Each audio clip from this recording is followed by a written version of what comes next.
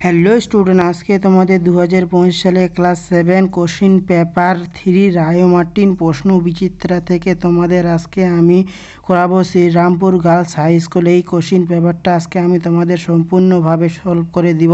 এবার 2025 সালে যে সমস্ত ছাত্রছাত্রী ক্লাস 7 এ পড়ো তাদের সমস্ত রকমের ভিডিও আগে দিয়ে দেওয়া হয়েছে। ইতিহাসের এবং পরিবেশে সমস্ত রকমের সাবজেক্ট তোমাদের আগে দিয়ে দেওয়া হয়েছে। এই ভিডিওটি যারা যে সমস্ত ছাত্রছাত্রী দেখোনি তারা বেশি বেশি করে ভিডিওটি দেখবে এবং শেয়ার এবং লাইক এবং সাবস্ক্রাইব করে দিবে, যাতে পরবর্তী ভিডিও তোমাদের পাশে খুব তাড়াতাড়ি সামনে চলে আসে। তো লেটস দ্য স্টার্ট ক্লাস। প্রণাম। বাইবস বলতে কি বোঝো? বাহমনি রাজ্যের রাজধানী কোথায় ছিল?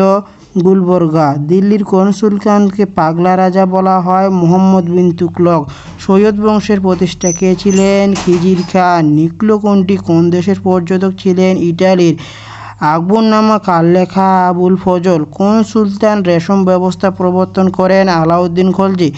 মনোবশবদারি প্রথা কে প্রবর্তন করেছেন? আকবর 1571 খ্রিস্টাব্দে।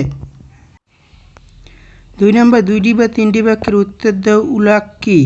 ঘোড়ার মাধ্যমে ডাক ব্যবস্থাকে উলাক বলা হয়। দাগ ও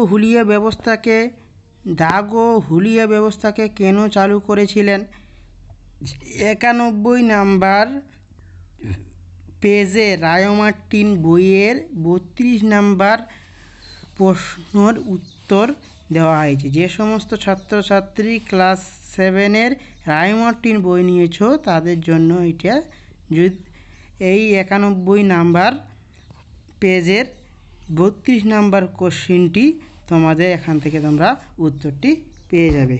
এই যে তোমাদের দাগ বা হুলিয়া কি, 32 নাম্বার কোশ্চিন। দাগ বা হুলিয়া কি? সুলতান আলাউদ্দিন খলজি তার সেনাবাহিনীতে দুর্নীতিবদ্ধ করার উদ্দেশ্যে দাগ ও হুলিয়া এই দুইটি ব্যবস্থা চালু করেছিলেন। এখান থেকে পর্যন্ত ভালোভাবে তোমরা পড়ে নিও।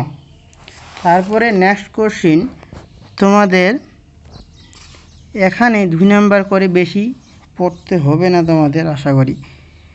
3 নাম্বার, রাজিয়ার সিংহাসনে বসার পিছনে কাদের সমর্থন ছিল?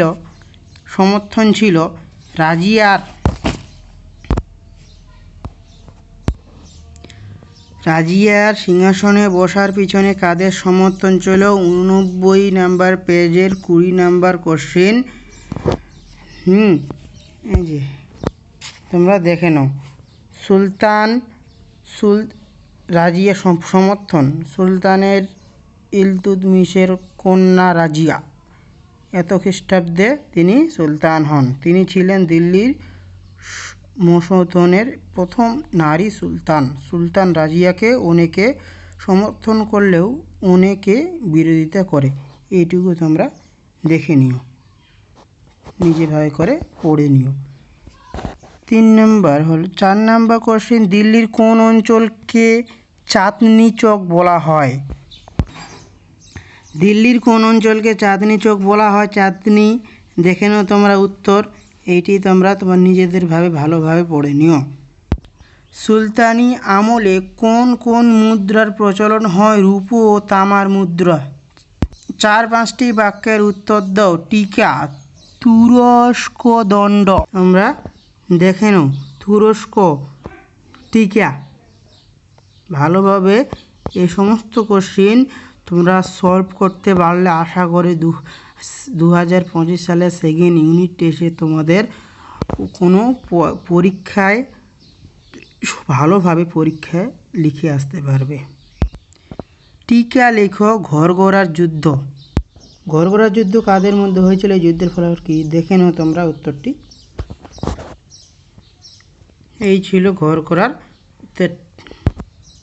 টিকা লিখো বণিক। যেহেতু আমি তোমাদের নোট বই থেকে করিয়ে দিচ্ছি তাই এখন আমি তোমাদের টেক্সট বুকে আর করে দিচ্ছি না। এটি বণিকটা তোমাদের টেক্সট বুকে 103 নাম্বার পেজে তোমরা এটি পেয়ে যাবে।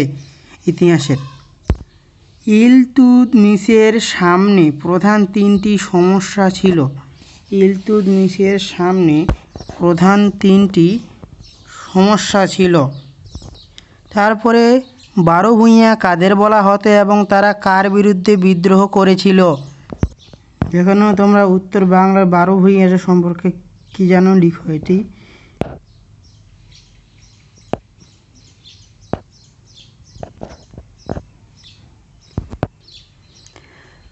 8-10টি বাক্যের উত্তর দাও। পানিপথের প্রথম যুদ্ধ কত খ্রিস্টে এবং কাদের মধ্যে হয়েছিল? এই যুদ্ধের বাবরের জয়লাভের কারণ কি? তোমরা উত্তর দেখে নাও। 42 নাম্বার কোশ্চেনটি পানিপথের যুদ্ধে বাবরের জয়লাভের কারণটি তোমরা দেখে নাও ভালোভাবে।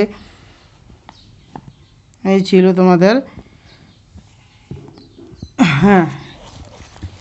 বাবরের জয়লাভের কারণ। তারপরে তোমাদের আকবরের নবরত্ন সভা ও রাজা বীরবল সম্বন্ধে আলোচনা করো। আকবরের রাজসভার নবরত্ন কারা দেখে নাও। তারপরে 21 এবং 22 নম্বরে বীরবল আকবরের রাজসভায় নবরত্নের মধ্যে অন্যতম ছিলেন। এই ছিল তোমাদের 2025 সালে ক্লাস 7-এর ইতিহাসের থেকে ইতিহাস চ্যাপ্টার থেকে এই ছিল তোমাদের আমি সমাধান এবং সম্পূর্ণভাবে তোমাদের সলভ করে দিয়েছি। Thank you. ভালো থেকো, সুস্থ থেকো। দেখা হবে নেক্সট ভিডিওতে।